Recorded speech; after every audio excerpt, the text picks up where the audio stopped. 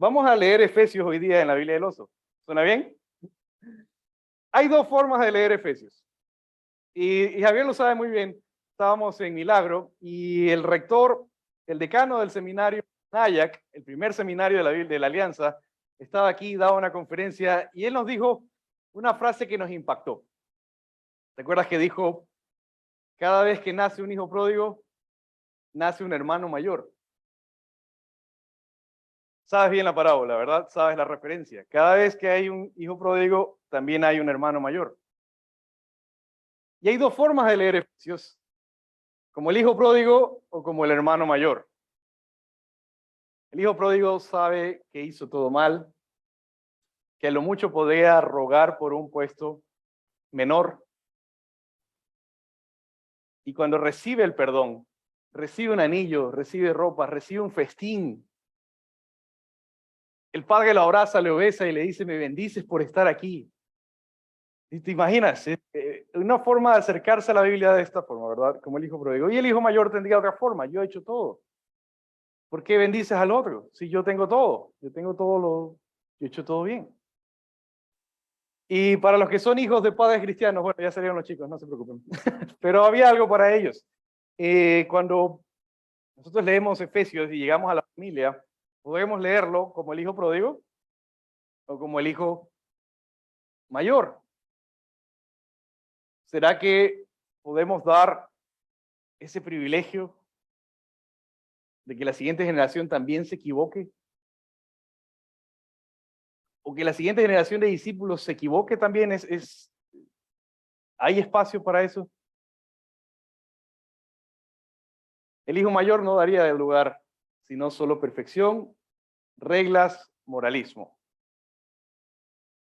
Reglas, tienes que, los cristianos tenemos que, se supone que si somos cristianos, y entonces estoy ahorita hablando como el hijo mayor.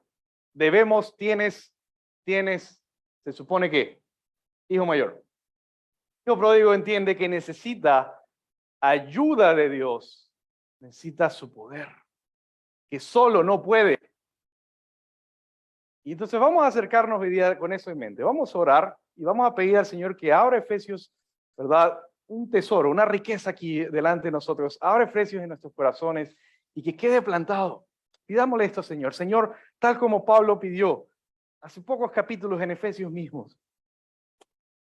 Danos, Señor, ese entendimiento. Abre los ojos de nuestro corazón para entender todo lo que hay aquí. Nuestra herencia, la riqueza que hay en Cristo, ese poder, el mismo que resucitó a Jesús, para darnos ese perdón, esa salvación, esa novedad de vida, es el mismo que ahora habita en nosotros.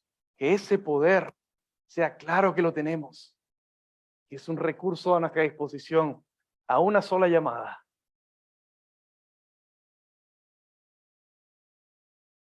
Al llamar, Padre nuestro, tú que estás en los cielos, escucha mi oración.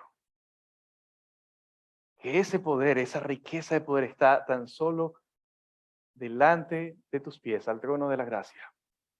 Y que esta iglesia sea eso, una iglesia arraigada y cimentada junto con todos los santos en ese poder, en ese amor de conocer las dimensiones inalcanzables e incomprensibles del amor de Cristo. Y que nada nos puede separar de tu amor, lo sabemos. La pregunta es si lo creemos. En el nombre de Jesús oramos. Amén y amén. Muy bien, vámonos entonces a Efesios. Esto es, cada página es una maravilla, ¿eh? Muy bien, Efesios capítulo 6, hacia el final, verso 10 directamente.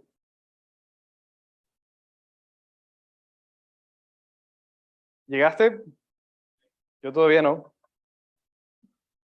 Tiene las grafías antiguas, tiene la S, hay como 5 tipos de S.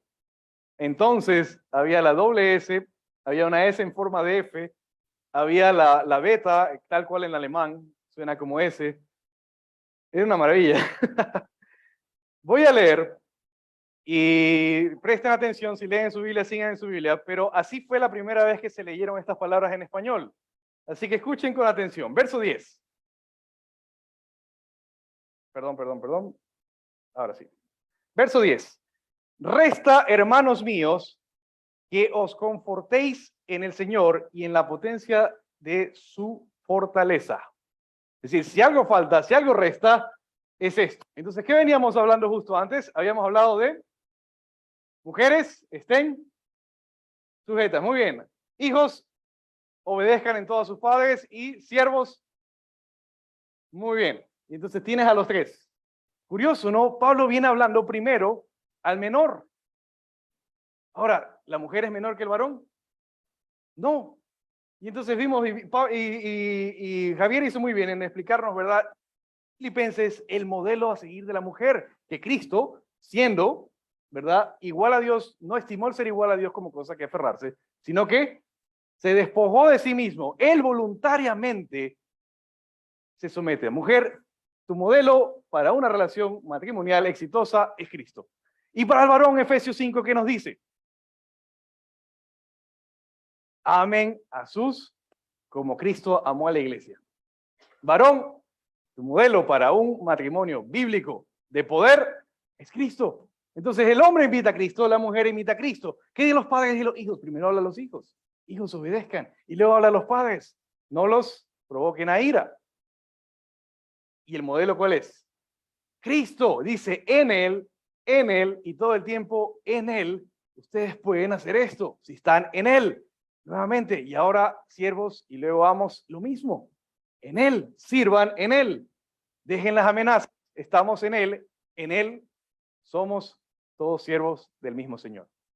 ¿Verdad? Justo después de esto dice, resta entonces, o falta, lo que falta es esto. Que se fortalezcan, que se conforten, dice la Biblia del oso. Qué espectacular, qué frase. Que se conforten en el Señor. Si algo falta es que se conforten. Si algo falta es la potencia de su fortaleza. Si nos falta algo, sería eso. Dice verso 11, vestidos de toda la armadura de Dios para que podáis estar firmes contra las acechanzas del diablo. Entonces dice, confórtense y vestidos de toda la armadura de Dios. ¿A quién hay que vestir?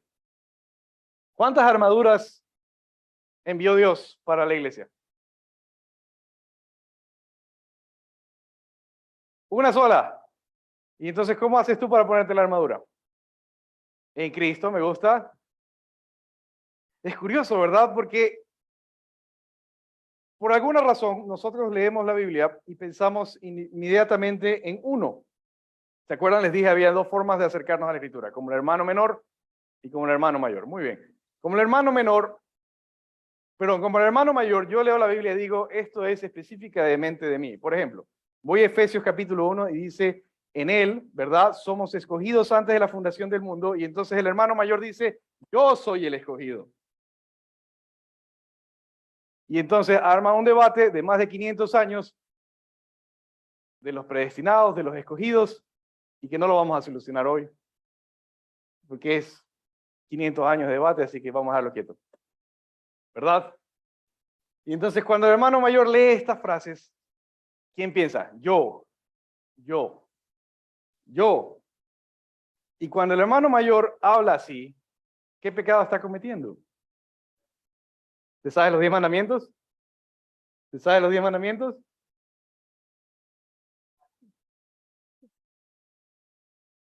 Muy bien, va a ser una pequeña mímica, para que no se te olviden nunca. Nunca se te va a olvidar, lo aprendí este martes.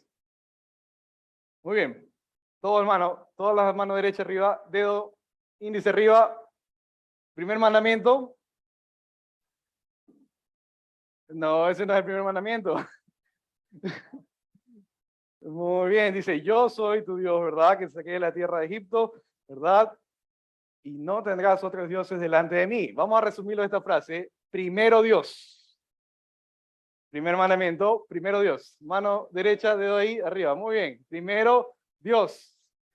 Segundo mandamiento, número 2. Mira lo que vas a hacer. Una tijerita. ¿Qué vas a cortar? No te harás ídolos. Entonces vamos a cortar los ídolos. ¿Cuál es el ídolo favorito de los evangélicos? No ves estatuas aquí. ¿Cuál es el peligro para los evangélicos? El dinero. Colosenses dice, la avaricia, el amor al dinero es idolatría. Entonces, no ídolos. ¿Y aplica la tarjeta de crédito? No deudas. Muy bien, segundo mandamiento. Tercer mandamiento, vas a tapar tu boca. No tomarás su nombre. Cuidado lo que dices. ¿Cuál es su nombre? Yo soy. Y cuando alguien empiece a decir, yo soy el escogido, yo soy el bendecido, yo soy el heredero, ¿dónde está la atención y cuál es el problema? Que estoy tomando su nombre en vano. Tú eres el elegido, tú eres mi pastor, tú eres el bendecido, tú eres la bendición. Eso es adoración en cambio. Cuidado con lo que dices. ¿Sí es? Cuarto mandamiento. Vas a hacer esto. Honrarás. Ah, perdón, ese es el quinto. Vas a hacer esto. Una almohadita, una almohadita. Día de reposo. Quinto mandamiento, ahora sí. Honrarás padre y madre. Sexto mandamiento. Manos, ¿dónde están las manos? ¿Dónde están las manos? Caramba. No. No matarás. Un solo dedo, porque este es 7. 6. Un solo dedo. No matarás. Muy bien. Séptimo mandamiento. Muy bien, vamos a dar una vuelta. Esto es una A. No cometerás adulterio. Y para los solteros, una V. Castidad, virginidad. ¿Ok? Octavo mandamiento.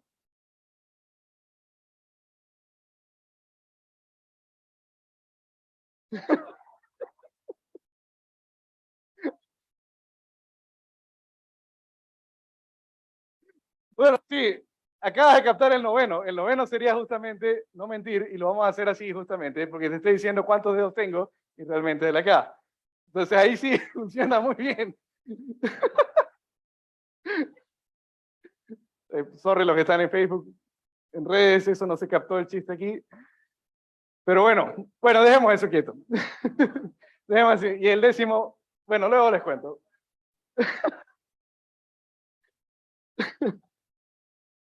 Ya me hicieron olvidar.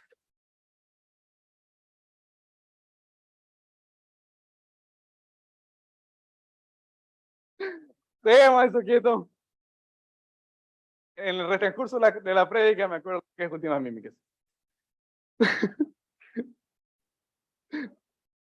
Pero es curioso, ¿no? Cuando leemos la Biblia, entonces debemos leer como el hijo menor. El hijo menor sabe que el padre lo es todo. ¿Ok? Que el énfasis no está en mí, sino en él, en el poder de su fuerza. Y entonces vamos al capítulo 6 otra vez. Vamos al capítulo 6 y ya me salté algunos libros. En el verso 12.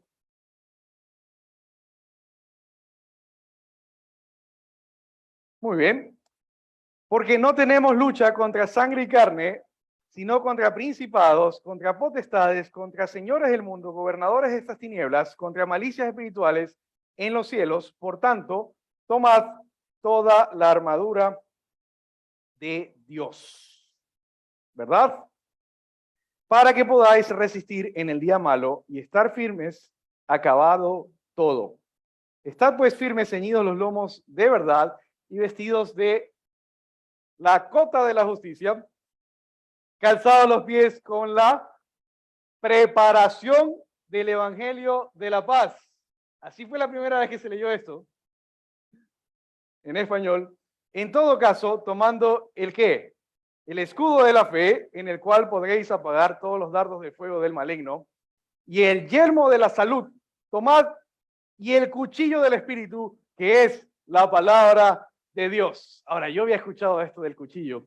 Yo había escuchado que era un arma corta, porque este soldado que está escribiendo no era un soldado de batalla, sino un soldado de guardia. Entonces, yo estaba contento con eso. Bueno, es una buena explicación, no es una espada larga, es corta. Cuando leí la Biblia del oso decía cuchillo, ahí está. Casiodoro de Reina tradujo así. Y conforme pasaron los años, ¿verdad? Las ediciones y todo el español actualizado dice espada, ¿verdad? pero no es de ataque. Es un arma corta de defensa. Muy bien. Porque ¿quién tenemos por todos lados? Es al enemigo, es a Satanás, ¿verdad? Y entonces dice, para que puedan estar firmes. Muy bien, vámonos entonces a el verso 16. Perdón, verso 18. Por toda oración y ruego, orando todo tiempo en el Espíritu y velando en ello con toda instancia, suplicación, por todos los santos y por mí, que me sea dada la palabra con abrimiento de mi boca y con confianza. Entonces, el que se viste no es el individuo únicamente, es toda la iglesia y se va poniendo uno por uno, ¿verdad? Es toda la iglesia. Cada uno de estos elementos, o de, así decirlo, esta armadura, tiene esta función de confortar, de fortalecer, tiene esta función de proteger. Y una vez puesto el uniforme, basta ponerse zapatos aquí como mi hermano, para pararse inclusive hasta más erguido, ¿verdad? Zapato de suela bien puesto, uno se para más erguido, ¿verdad? Lo mismo es una vez que te pones la armadura. ¿Cuál es la posición en la que debes? Firmes. Ahora, estar firmes dice. ¿Qué dice? Es oren. En toda oración y súplica. Oremos. Entonces, es toda la totalidad de la iglesia la que se viste. Esta ilustración viene en el capítulo 1. Teníamos el templo del Espíritu y el nuevo hombre, donde la Cristo es ¿qué? La cabeza y el cuerpo somos la iglesia. Entonces, grupal e individualmente tenemos la responsabilidad de vestirnos de Cristo. Eso es capítulo 4. Y tenemos los dones que ayudan a la edificación de todo el cuerpo de Cristo. Y en el capítulo 6 nos dice, capítulo 5 nos dice, revestidos de Cristo. Nuevamente, vístanse hasta que no se vea nada de ti, vístete de Cristo. Pero no basta solo eso. Dice, falta una cosa, que se conforten o se fortalezcan en el poder de su potencia. Al nuevo hombre hay que revestirlo aún más. Una armadura. Es la totalidad de la iglesia la que se reviste de la armadura. Y es en la palabra. Cada uno de esos tiene un vínculo directo con la palabra. El yelmo de la salvación, ¿de qué me protege? De los dardos del enemigo. Y si el enemigo envía un dardo, ¿qué podría ser un dardo en términos ya prácticos? Un pensamiento, una tentación. Una tentación, un pensamiento común, pensemos en la mujer, es, bueno, pero si tu esposo no te ama como Cristo, ¿yo por qué tendría que respetarle y sujetarme? Una tentación, un dardo de esos del enemigo para el varón es, pero si tu mujer te falta respeto y en público, ¿yo por qué tendría que proveer? ¿Yo por qué tendría que amar? Para el hijo, pero si mis padres hacen lo que quieren, ¿por qué tengo que hacer lo que ellos dicen si ellos hacen lo contrario? Para el padre, formas de tentaciones y ahorita está una de lujo, ¿verdad? Muy permisiva en cambio, más bien, ¿no? Terrible lo que está pasando. Padres permisivos. O al revés, padres demasiado severos. Entonces tienes cualquiera de los dos extremos. ¿Quién manda ese dardo? Y entonces el yelmo, ¿qué aplicación tendría para nosotros?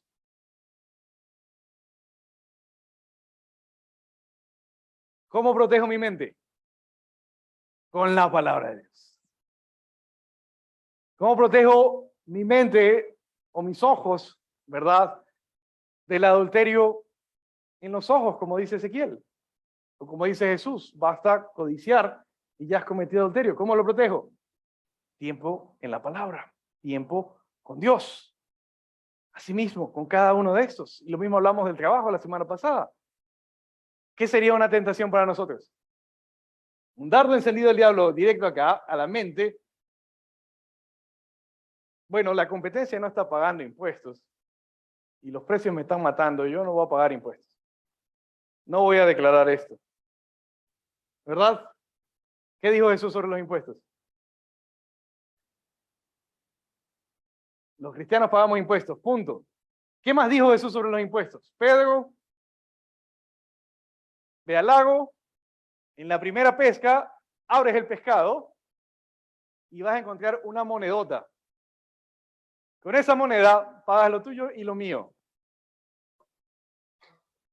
Espérate un rato. ¿Por qué los cristianos pagamos impuestos?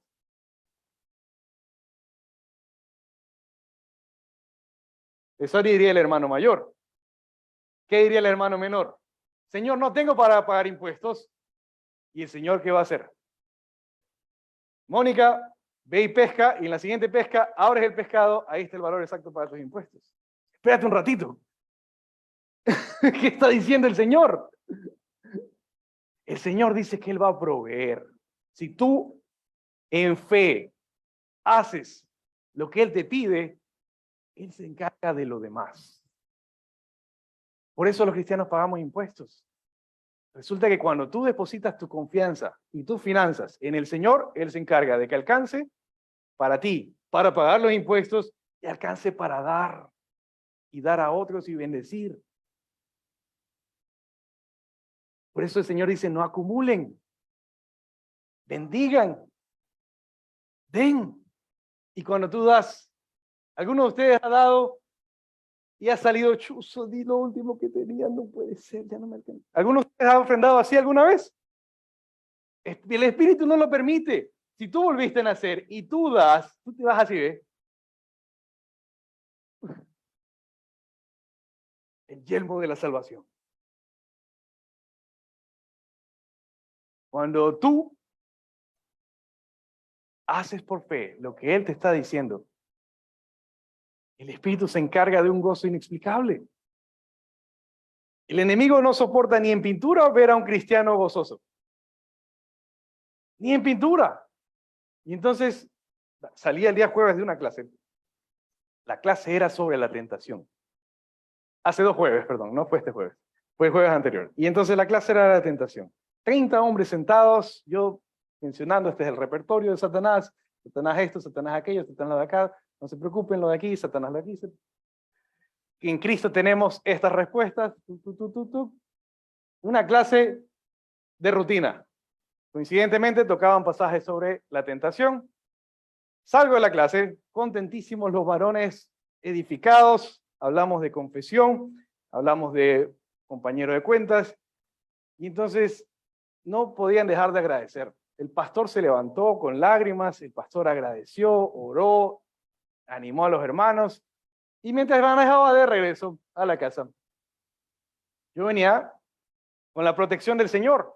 Un borracho a toda velocidad, yo estoy en la intersección para tomar la avenida, el borracho viene en la avenida a toda velocidad, pero a toda velocidad, yo dije, este no frenó. A mi izquierda habían 7 policías en moto. Si eso era un accidente, tumbábamos a los motociclistas también. Eso hubiera sido un enrollo. Yo reacciono, pero yo dije, no, así muevo el carro, aquí hay un choque. Reacciono, el dolor de pierna y espalda me duró 3 días. El carro logra frenar a último segundo, menos de 10 centímetros tal vez de mi carro. Y este borracho, en la cara se le veía, me rogaba que me vaya y que me haga loco por los policías que estaban ahí. Llego a la casa, le cuento lo sucedido a Pame y expreso esta frase: el Señor me protegió. Se me abrieron los ojos y entendí lo que había pasado. ¿Quién es el enemigo de la iglesia? ¿Quién es nuestro enemigo? Pero el enemigo no nos puede tocar según 1 Juan 5. Si has vuelto a nacer, no te toca. Y lo que permite Dios que se haga es bajo un plan mucho mayor, donde Él está en control. Satanás no puede pasar ese control. Pero el insulto, la amedrentación, está ahí. La tentación está ahí. Entonces al soldado se le dice, estén pues firmes. ¿Cuál es la posición de firmes de la iglesia completa, del nuevo hombre, verdad? Una vez vestido, armado, individual y grupalmente. ¿Cuál es la posición de estar firmes? Si tú le dices firme a un soldado, él inmediatamente, muy bien, erguido. Y para la iglesia, ¿qué dice el siguiente verso? Orar por todos. Oren por mí. Oren en todo tiempo. La posición de fortaleza es el estudio bíblico. Lo necesitas. Pero la posición de guardia es la oración. Una iglesia que no ora es una iglesia que ha abandonado su posición. José, ponte de pie. Ponte de pie. Víctor, se te acaba de escapar. Nadie sale por esa puerta, ni al baño, ni a ningún lugar. ¿Me escuchaste? Quédate ahí de pie. El resto de la prédica. Nadie entra. El resto del sermón. Entonces Satanás le va a sugerir, siéntate tranquilo, que no, nadie más va a entrar, ya nadie más va a salir. Mira la sugerencia de Satanás. Si el Señor te ha puesto a guardar una puerta, Satanás va a sugerirte abandonar tu puesto de guardia. ¿Qué dijimos que era la posición de guardia? La oración. Entonces, toma asiento. ¿Por qué estás tomando asiento si te había dicho que te... El Señor te había dicho que guardes esa puerta.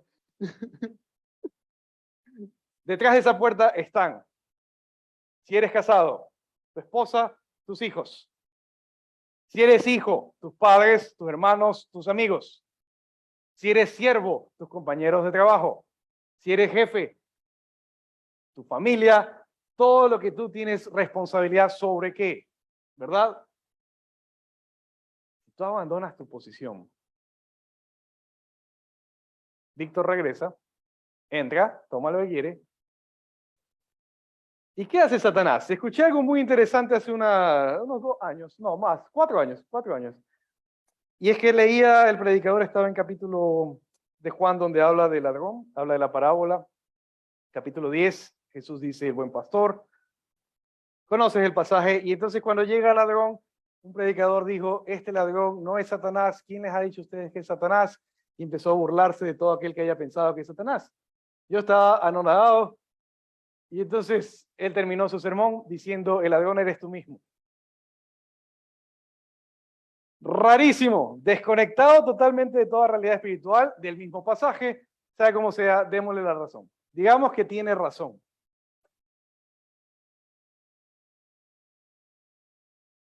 ¿Qué pasa si tú abandonas tu puesto? Puedes tomar asiento. ¿Qué te dijo el Señor? Que te quedes en esa puerta.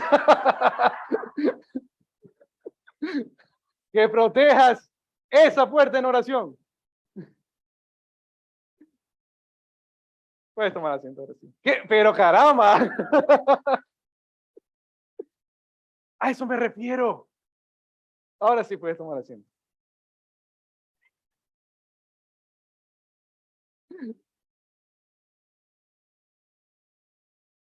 Cuando Satanás entra a tu casa, no digamos Satanás, digamos un ladrón entra a tu casa, ¿cómo la deja? ¿Alguno de ustedes ha sufrido una invasión de ese tipo? ¿De viaje? ¿Un saqueo? ¿Alguno conoce a algún familiar, amigo que le saquearon la casa? ¿Alguien supo de alguien que estando en casa, aún estando en casa, un familiar que pasó eso, los ataron, y terrible? Amigos, ni te digo la ciudad de Las Javienas en la que pasó. En una de esas ciudades celestes de por allá. Entraron y saquearon la casa. Saquearon la casa y uno se queda, es decir, ni siquiera en una ciudadela con guardianía, ¿no? ¿Has hablado con alguien después de un saqueo? ¿Te ha pasado? Es decir, no es solo que se hayan llevado tus cosas, es cómo quedas. ¿Te han asaltado alguna vez? ¿Y cómo quedas? Has sido ultrajado, amedrentado, insultado, golpeado. ¿Alguno de ustedes vivió un secuestro? De esos te sacaban las tarjetas, te llevaban por cajero a cada rato, te golpeaban, te insultaban, te dejaban atado, vete a saber dónde, sin teléfono. Agradecidos, son mayores, pero ¿cómo quedaste? ¿Y cuántos meses quedaste así? ya que José se sentó, Satanás entró. ¿Qué crees que haría Satanás aquí?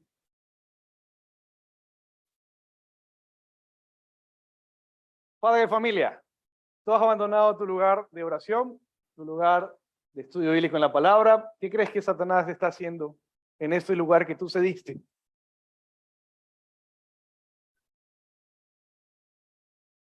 Las consecuencias, ustedes entienden por qué la Biblia, miren, y eso, así lo leería un hermano mayor, no dejando de congregarse o congregaros, como algunos tienen por costumbre, tienen que congregarse, caramba. Así lo diría un hermano mayor. El hermano mayor diría esto es una regla y si le agredes es pecado. La gracia dice otra cosa, es una mala costumbre. Así termina el verso. Muy bien, pensemos, en las dos ocurre lo mismo, como dice Colosenses. Hay cosas que tienen apariencia de verdad, reglas, un trato severo contra la carne, pero sin efecto alguno contra la misma. Entonces, las reglas tienen un efecto nulo contra la carne. El libertinaje tiene un efecto nulo contra la carne. Lo único que funciona es la gracia. La gracia es que depende del poder de Cristo. José dejó de congregarse, se sentó como lo acaban de ver. ¿Qué crees que hace Satanás ahora que José no se congrega? ¿Qué crees que hace con los suyos? Bueno, yo sí creo que Juan 10 está hablando del enemigo. Viene a matar, a robar y a destruir. Satanás te quiere muerto. Si no has creído en Cristo para salvación, te quiere convencido de que esa es la mejor vida. Te quiere muerto. Si has creído en Cristo para salvación, no soporta verte vivo, no soporta ver ese gozo, ese Espíritu Santo en ti, no soporta verte predicando, te quiere convencer de que abandones la postura de guardia. La postura de guardia es que tú eres el padre de tu hogar y tienes responsabilidad sobre los tuyos espiritual. La postura de guardia es que tú eres el pastor de esta congregación y que tienes que compartir la palabra y orar por cada uno de ellos. La postura de guardia es que tienes un nuevo grupo de jóvenes, son pocos ahorita, pero he ahí eso, un gran potencial. Pero si abandonas tu lugar, Satanás pasa, y te lo voy a decir con una pena que me voy a contener para no llorar. Cada vez que le he creído al enemigo una sugerencia de abandonar un lugar, ha sido para perdición. Yo he perdido discípulos, he perdido familiares que se han ido a una eternidad sin Cristo. Cada vez que yo dejo un lugar, Satanás avanza. Entonces, Satanás va a proponerte abandonar el hogar. La tentación más común para el varón es que esto ha sido más difícil de lo que parecía. Abandona el hogar. Para la mujer es similar. Que abandones la iglesia, que abandones los estudios, que abandones tu trabajo. ¿Has escuchado eso? ¿Esa tentación te parece familiar? Renuncia. ¿Te parece familiar? Tú no mereces este trato. Donde sea que tú estabas haciendo luz, Satanás te dice, abandona ese lugar. Es una tentación. Pero la iglesia, confortada,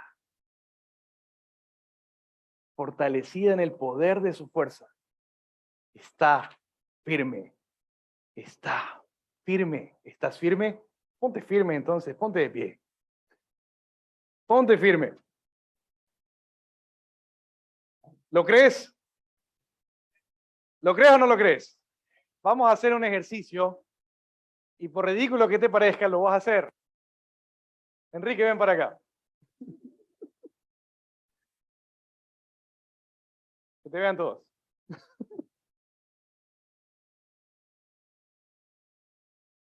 No, no nos vamos a poner la armadura. Tranquilo. Javier, ven acá, sácate la leva.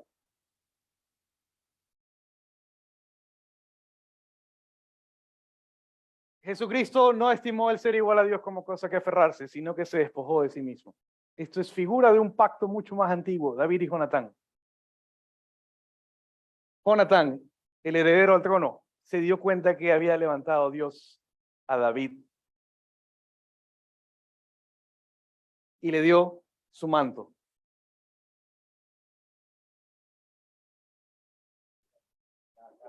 Sácate el cinturón. Le dio su cinto.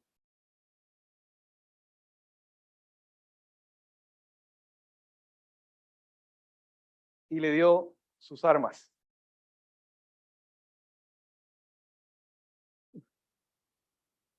¿Cómo se siente o cómo se ve David con las ropas de otro? Y David lo sabía muy bien. No me queda. Y siempre lo supo. No soy digno. El hermano menor. David es el menor. No soy digno. Siempre lo supo. Aún después de muerto Jonatán. Lo expresa en su elegía. Así le dice. Así inicia el segundo libro de Samuel. Pero él ahora portaba su identidad. Portaba su protección. Portaba sus armas. Esa es la oferta que te hace Jesús hoy. Yo te fortalezco. Yo soy tu fortaleza, dice Jesús. ¿Lo tomas? Ahora llevas mi identidad. ¿Lo recibes? Y te dejo las herramientas, la palabra y la oración. ¿Las vas a usar? Solo necesito que guardes estas puertas. Lo que el Señor te ha dado hoy, protégelo en oración. Enséñales la palabra. Solo necesito que no abandones tu posición. ¿Lo recibes? Vamos a orar. Padre amado, te doy gracias por este tiempo. Te doy gracias, Señor, porque tú en la cruz pagaste para darme tu identidad, tu vida, porque me sé como el hermano menor, inmerecedor. No soy digno de llevar tu identidad, pero tú aún así me la das. No soy digno de que me protejas, pero tú me proteges. No soy digno de portar tus armas, tu palabra. No soy digno de proclamarla. Y aún así tú me encargas proclamarla. Perdóname por mi falta de oración. Perdóname por dejar de congregarme. Perdóname por dejar este lugar que tú me diste.